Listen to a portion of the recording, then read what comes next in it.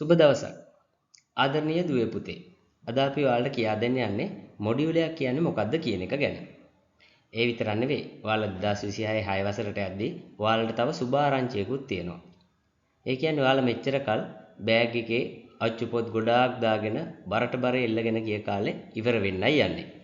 ඒ හින්දා ඔයාලට මේක සුබ ආරංචියක් වෙයි. මොකද ඔයාලට හම්බ වෙන්නේ දැන් පොඩි පොත්. ඒ කියන්නේ මොඩියුල් ටික ගොඩක් පොඩි. එතකොට විෂයන් ගාන වැඩි වුණාට ඔයාලට තියෙන බර ගොඩක් අඩු වෙනවා ඉස්සර වගේ නෙවෙයි. මේක තමයි දුවේ පුතේ මොඩියුලයක් කියන එකේ අර්ථ දැක්වීම. මේක ඔයාලට ටිකක් සංකීර්ණ ඇති. ඒ හින්දා මම මේක පොඩ්ඩක් සරලව කියා දෙන්නම්. ඇත්තටම මොඩියුලයක් කියලා කියන්නේ ගුරුවරයෙක් නැතුව වුණා ඔයාලට තනියෙන්ම කියවලා තනියෙන්ම අවබෝධ කරගෙන තනියෙන් ඉගෙන ගන්න පුළුවන් ක්‍රමවේදයක්. ඒක තමයි මොඩියුලයක් කියලා කියන්නේ. අපි බලමු මොඩියුලයක් සහ පෙළපොත අතර තියෙන වෙනස මොකක්ද කියලා. ඉස්සෙල්ලාම ඉලක්කය ගත්තොත් සම්පූර්ණ විෂය සවිස්තරාත්මකව පෙළපොතේ විස්තර කරලා තියෙනවා. නමුත් මොඩියුලයක තියෙන දුවේ පුතේ තනි ඒකකයක් විතරයි. ඔයාලා අවධානය යොමු කරන්නේ ඒ තනි ඒකකය ගැන විතරයි. අන්තර්ගතය ගත්තොත් පෙළපොතේ සවිස්තරාත්මකව තොරතුරු ඇතුළත් වෙනවා. නමුත් මොඩියුලේ සරල කෙටි ඉගෙනුම් ඉලක්ක සහිත ක්‍රියාකාරකම් වලින් තමයි ඔයාලට ඉගෙන ගන්න තියෙන්නේ. පෙළපොතේ පරිච්ඡේද විදිහට තමයි ව්‍යුහය සැකසීලා තියෙන්නේ.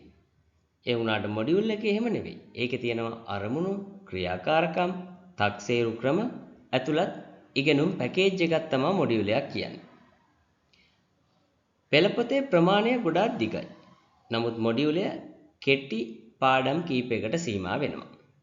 භාවිතයේදී අපි පෙළපොත පාවිච්චි කරනවා, ගුරුවරුත් පාවිච්චි කරනවා, අපේ පොඩි දුවා දරුවනුත් පාවිච්චි කරනවා. නමුත් මොඩියුල එකදී අපේ පොඩි දූ දරුවන්ට පුළුවන් ස්වයං අධ්‍යයනය කිරීමට හෝ දුරස්ථ අධ්‍යාපනයට උපකාර වෙන මාර්ගෝපදේශයක්. මෙතෙන්දී අපි තව එකක් ගත්තොත් ඔයාලට පුළුවන් ඔයාලට තනියෙන්ම ඉගෙන ගන්න පුළුවන් මේ මොඩියුලය පාවිච්චි කරලා. සිසු භූමිකාව ගත්තොත් සම්පූර්ණයෙන්ම ගුරුවරයාගේ මඟ පෙන්වීම මත තමයි රඳා පවතින්නේ පෙළපොත.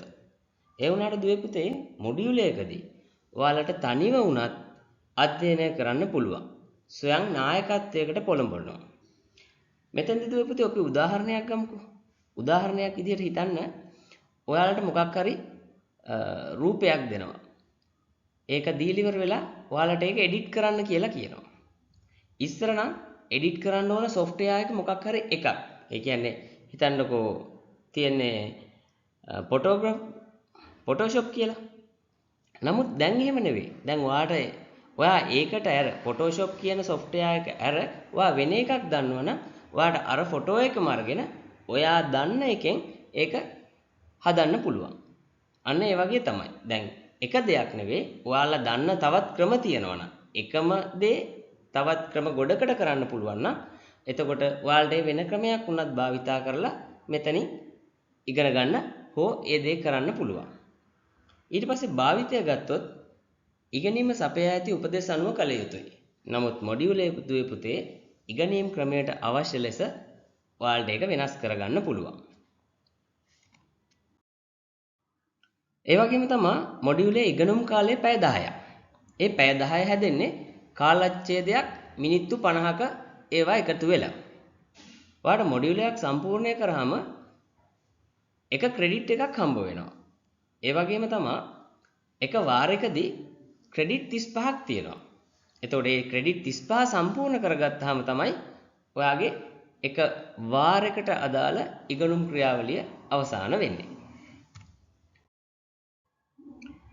ඒ විතරක් නෙවෙයි අපි මොඩියුල ගැන ගත්තොත් සමහර වෙලාවට එකම විෂයට මොඩියුල 2ක් 3ක් තියෙන්න පුළුවන්. සමහර විෂයන් වලට එක මොඩියුල් එකක් තියෙන්නත් පුළුවන්.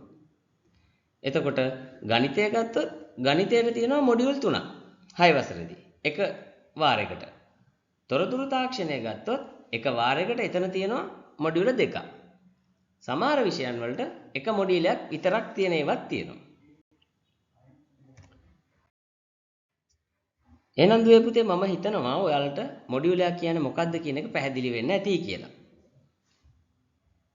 එහෙනම් සුබ අනාගතයක්. ඔයාලට බොහොම ස්තුතියි. සුබ දවසක්.